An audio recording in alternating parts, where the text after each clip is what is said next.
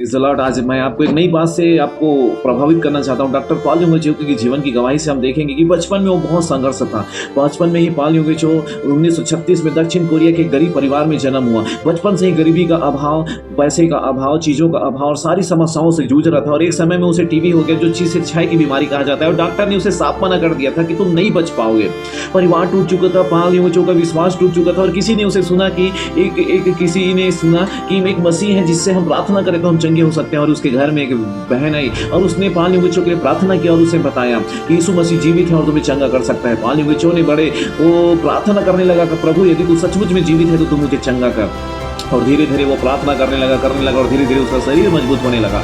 डॉक्टरों ने उम्मीद छोड़ दिया था, परिवार ने उम्मीद छोड़ दिया था, लेकिन यीशु मसीह ने उसे जीवन दिया और उस दिन वो चंगा हो गया। और एक समय में परमेश्वर ने उसे बुलाहट और सेवकाई को दिया। सन 1958 में वो कॉलेज में, बाइबल कॉलेज में प्रवेश किया और 5 लोगों के साथ वो छोटी-सी कलीसिया में वो लोगों को सुसमाचार को सुनाता था। खुद स्वयं, उसकी पत्नी, उसकी माँ और उसकी 2 बहन थी। वो कभी भी उसने हार नहीं मारा। बीमारी के लिए प्रार्थना करता था, लोग चंगे हो जाते थे। गवाही लोगों को खींचकर कलीसिया तक लाती थी। वो छोटे-छोटे तंबू अब छोटा पड़ने लगा था और परमेश्वर अद्भुत काम करता है। प्रार्थना के द्वारा अद्भुत चमत्कार हुआ। उसकी सेवकाई से लोगों का हृदय परिवर्तन हो जाता था। हजार-हजार लोगों को पास जाकर वो सुसमाचार को सुनाता था। वो छोटी-छोटी समूह को बनाने लगा और समूह में जा-जाकर लोगों से वो प्रार्थना करता था और विश्व में एक समय में 10 लाख से भी अधिक बढ़कर उसकी कलीसिया हो गई। उनका सरल संदेश था। पहला, यीशु मसीह उद्धार करता है। दूसरा, यीशु चंगाई देता है। तीसरा, पवित्र आत्मा की सामर्थ। और चौथा, यीशु मसीह फिर आने वाला है। और एक समय में 14 सितंबर 2021 को 85 वर्ष की उम्र में उसने परमेश्वर के पास चला गया, लेकिन आज भी उसकी गवाही, उसका जीवन जीवित है।